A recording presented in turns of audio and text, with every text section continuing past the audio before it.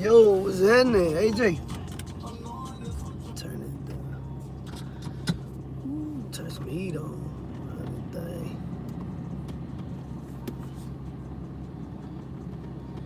It look like everybody having their little Halloween parties.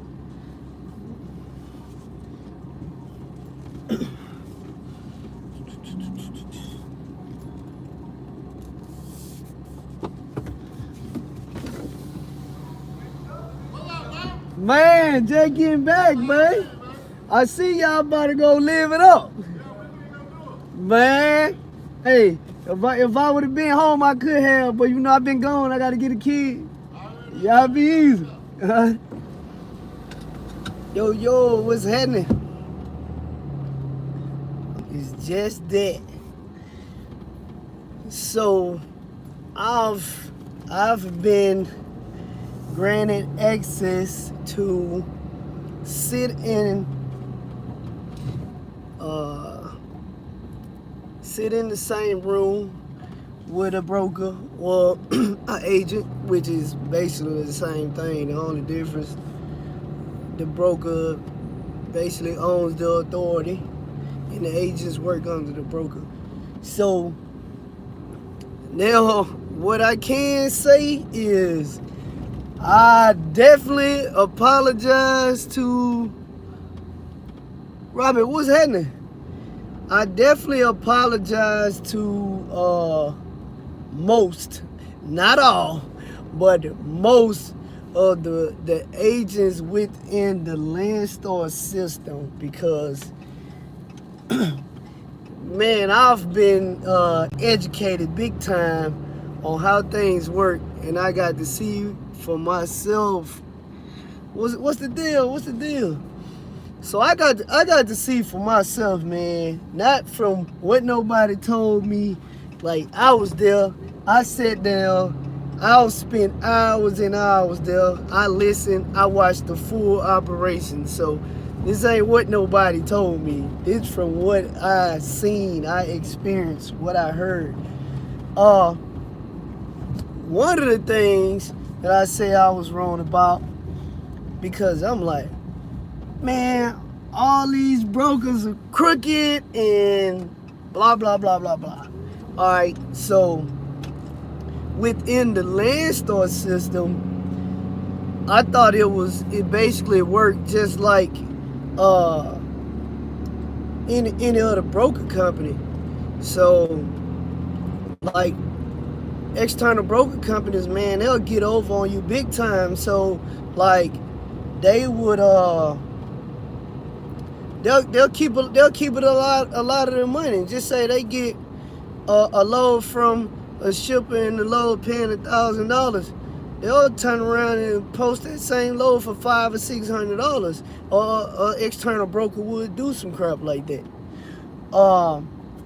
But within the Landstar system, the numbers you see is the numbers they getting the load for, period, point blank, because they're gonna get their money off of the load that you see. If they post a load on the board for $800, then the percentage that Landstar take, they're gonna get their cut off of that money, you know. So it's not like they had more money in it, but they only posting $800. It's their system is not set up like an external system. So what you see is what they got it for. It's exactly what they getting it from the shipper for. Now with like I say, with an external broker company, then you know whatever they posted for is definitely not what they getting it for. Let's see. Another thing I learned that when they tell you, hey, I'm definitely gonna read it, AJ. When they tell you, hey, I got this load, I got all the information, I got you in the system, I got you booked on it, but don't go into the facility until I get the paperwork and I tell you. So basically, this one guy, he almost paid the price big time. So this has nothing to do with the agent that's broken the load out to you. It has nothing to do with them. It's the shipper. So, all right, I was watching this agent book this. My bad. I was watching this agent book this this drive on the load. It's on out, right? This agent told this guy, just park down the street at the truck stop that was 6 miles down the road. Do not go into the facility until I tell you. So in the driver's mind, he feel like, ah, man, they getting over. Hey, I gotta hurry up and get in there. I got stuff to do, blah, blah, blah. All right. This dude was just blessed in this particular situation. So what I found out was these people go in there and they say, hey, I'm here to pick up. I'm with this company. I'm going to such and such. Somebody may load something on you, right? You don't have the paperwork to match up what you're supposed to get. You're just taking somebody's word for what you're supposed to get. If you don't get all the freight, once you get to the facility where you're going to, they will not unload you. You are 100% stuck with that load. Unless, now, this hadn't been confirmed, but what I was told, you got to pay them $500 to unload you. And period. It ain't coming off your truck. Straight up. So when they tell you don't go in, do not go in there, because they have to get the proper documents from that shipper and it has to match up. Because this is the deal. The person that's shipping the load may not be the same person that requested the truck. You got the shipper and you got the customer that's buying the product from the shipper. That customer may have paid for their truck. Chris, what's happening? Hey, man, we're going to chop it up in a minute, Chris. That customer may be paying for that truck to go in there. So that has nothing to do with the shipper. All the shipper do is distribute freight out, period. They ain't responsible for trucks or none of that. So when they tell you don't go in, because you may go pick up some stuff that you're not even supposed to get. And I actually been in a situation like that before, just outside of Landstar when I was running under my own authority. And I was just blessed to the point where they had another customer like 15 minutes from where I was supposed to get unloaded that took that load. I would have had to drive back to Houston to take the load back. So when they tell you, just note that. When they tell you don't go in there, because you will completely screw yourself. And guess what? It's not that agent responsibility to pay you, because they told you don't go in there. They told you to wait until they get the proper documents to load you. And it's the other thing. So another thing I found out was when they wait late in the day, not the agent or the broker, whatever you want to call it, the shipper, they wait late in the day to shoot that agent or that broker an email saying they need this load moved, and you call, you want the load, they book you on the load, they say, hey, I got you booked on it, but I don't have an address yet. So don't get discouraged and be like, oh man, it's a fake load, I don't want the load. No, it's a real load. Quincy, what's happening? Hey, we're gonna chop it up. I know I'm gonna get off track and forget everything I was supposed to talk about. But it's a real load.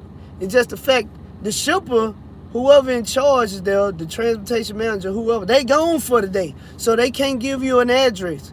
So the address that the agent or the broker have, it may have a P.O. box address on it. It don't have a physical address on it. So I watched this agent put put all the information in, and as far as the address where the driver was picking up, the agent had to type in to be determined. So it was a real load. You just had to wait till the shipper come in the next day and get them a physical address. So that's one thing I learned.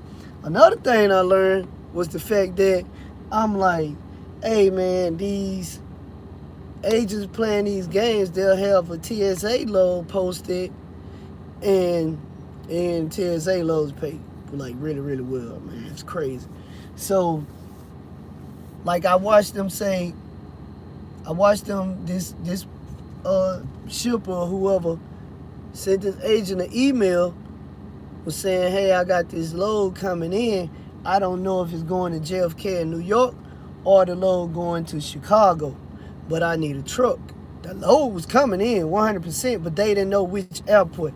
Now, I don't know the logistics of that. I don't know why they don't know that, but I witnessed it happen a few times. And I've been on loads like that where they call me and I'm thinking they playing games, so I just be like, nah, I ain't interested. I hang up. No, it's not the case. They're not playing games. So for some reason, they don't know which airport that particular plane is shipping their product coming in on. So what they'll post two different locations. And what happened when the driver call in on that load, they'll tell the driver like, hey, listen, I got this particular load coming in. It's paying this amount of money. So they're going to tell you the amount. So that way it keeps your interest because it pay good. But I don't know if it's going to be going to New York or Chicago. Are you interested in going to either state depending on where it's coming in at? So nobody was really responding on the New York thing. People were responding on the Chicago. They actually had one person that agreed to go to New York. And Wendy, what's happening? They had one person agreed to go to New York with this load if it came in on this airport. The person didn't want to go, but they was like, okay, well, for that money, yeah, I gonna go even though I don't want to. Well, wait around a couple hours. Of course, other stuff going on. Wait around a couple hours. That shipper sent the email saying the load was going to Chicago, which is what all the drivers wanted to go. So it worked out. But that's another thing I learned. They ain't playing games. So these agents want to get these loads moved just as bad as you. And I noticed that so when it's slowed on the load board and they're like, man, ain't nothing here, what's going on? They playing games, blah, blah, blah. These agents ain't receiving loads either. I'm sitting right there with this agent and there's nothing coming in. And this agent that has several accounts. So, I mean, it was just nothing, just sitting around, doing other stuff. But, and, once they did start coming in, they were coming in, but it was coming in so late in the day that a whole day then went by. Oh, okay, Wendy. Got you. Oh, man, it was something else that I wanted to discuss about what I learned, but I can't remember what it is now. I took some notes. Hold on. Oh, rate negotiation. So remind me, let me order my little Burger Jr.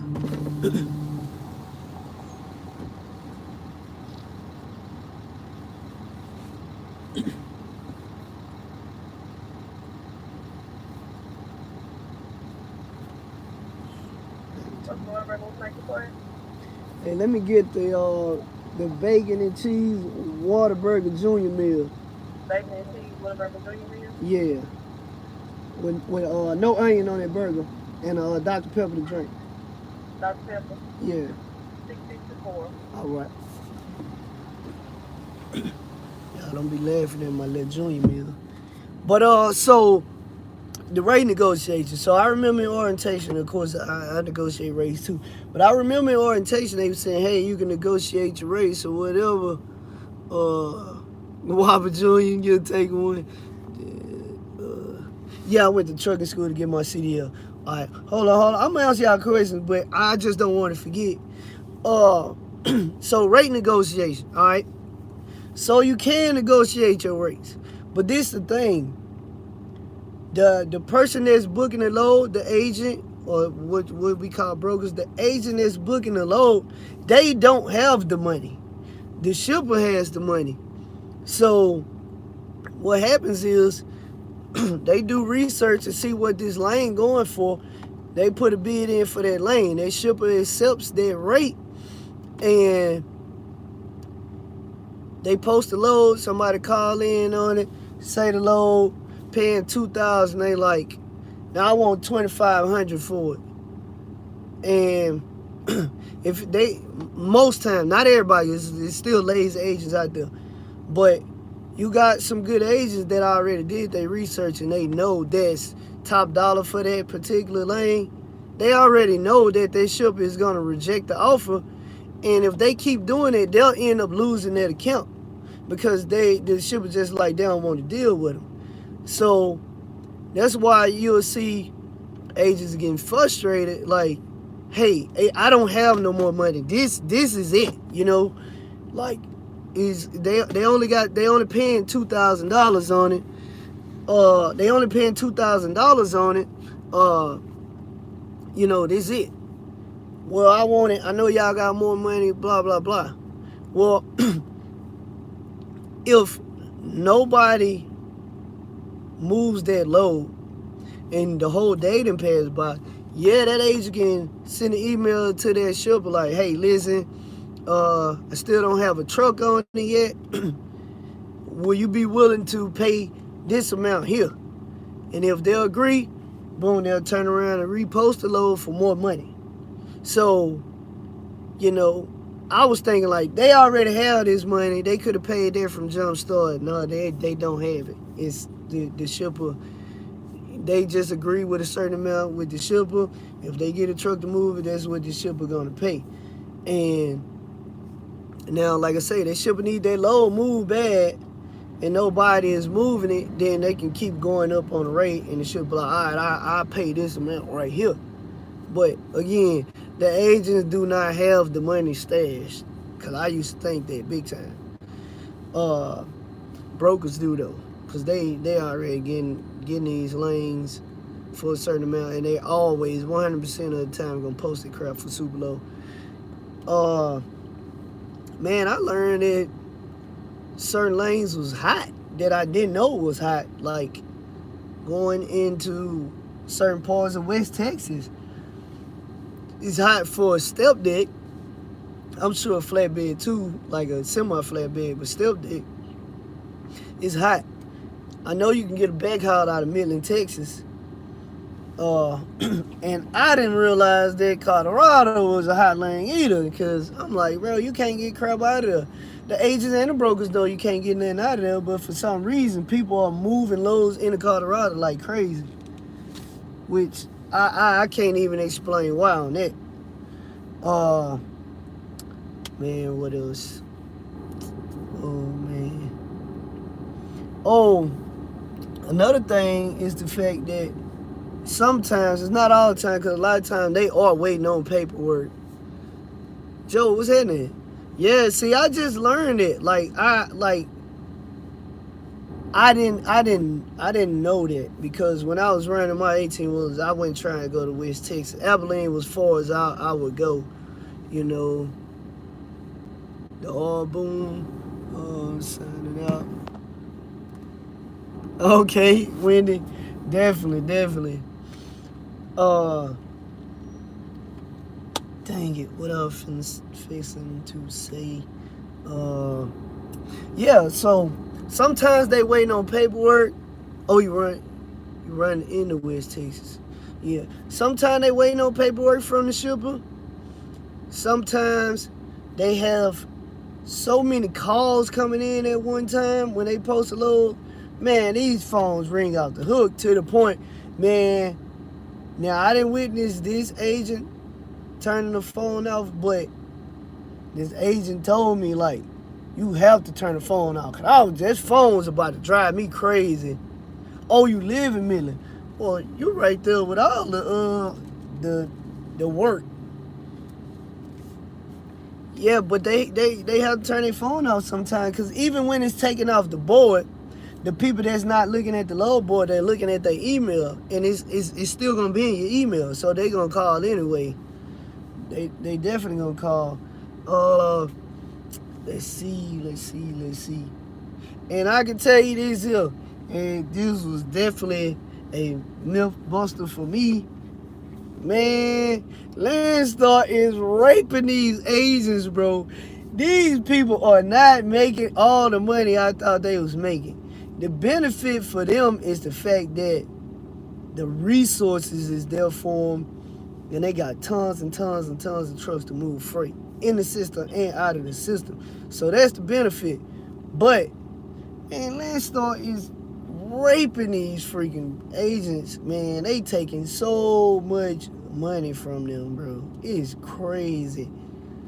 So I see why a lot of people just go start their own freight broker company.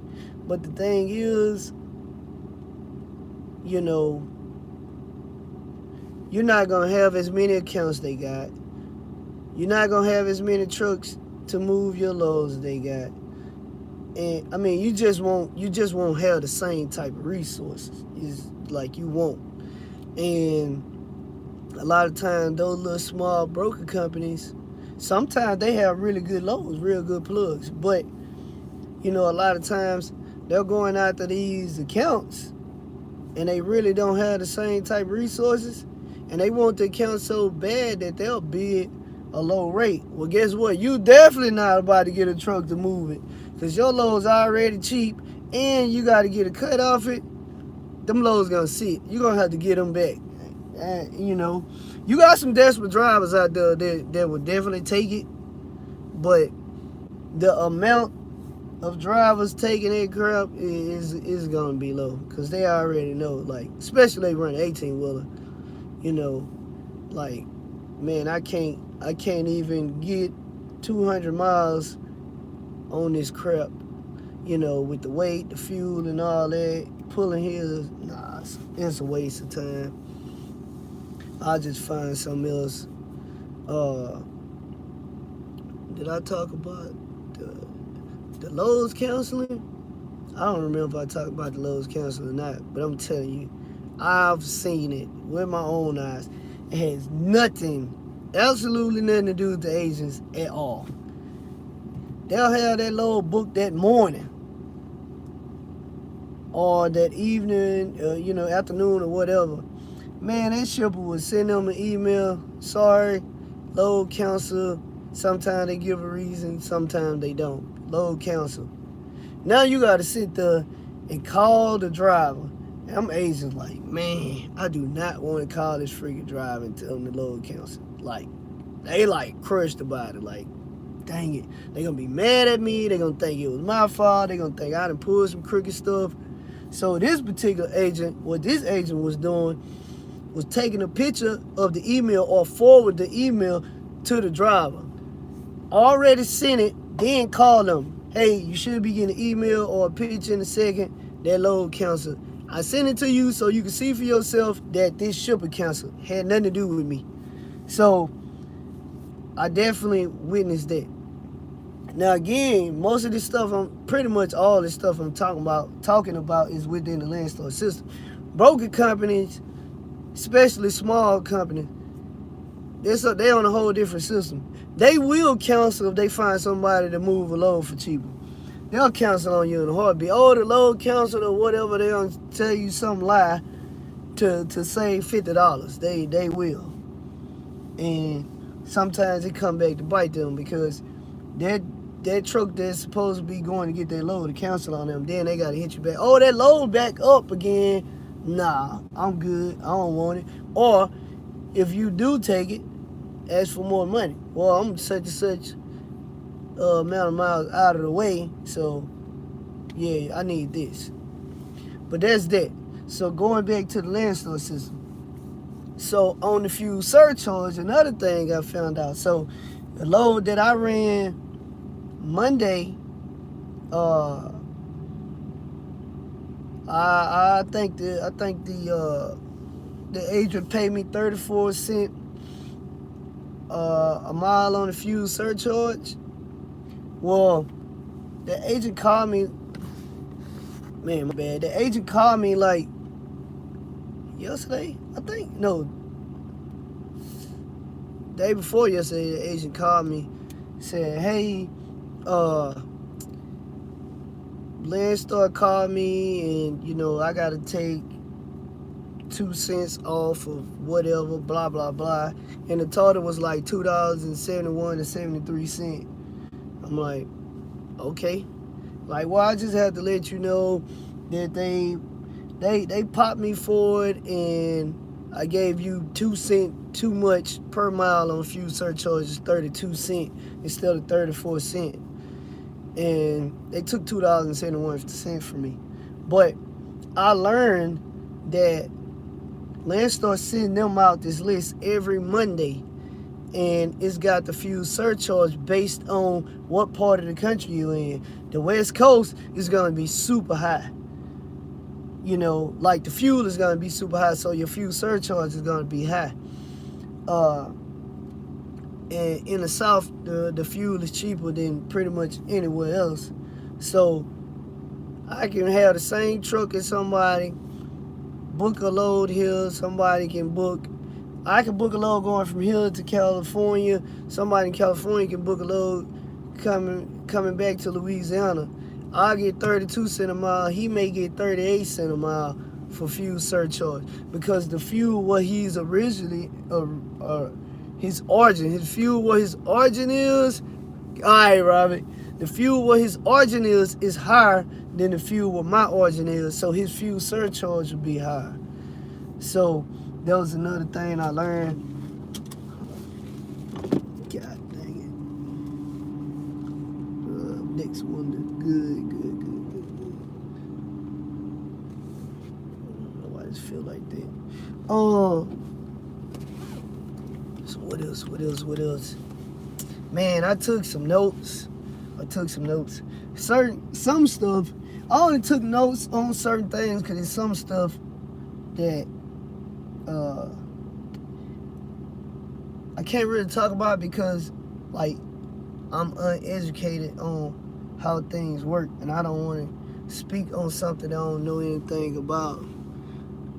Hey, yeah, Jay, what's happening? Yeah, man, I'm gonna tell you this here. Let me be honest with you. I wouldn't run 48. I would just run. Knowing what I know now, I'm in the port. I wouldn't run the northwest.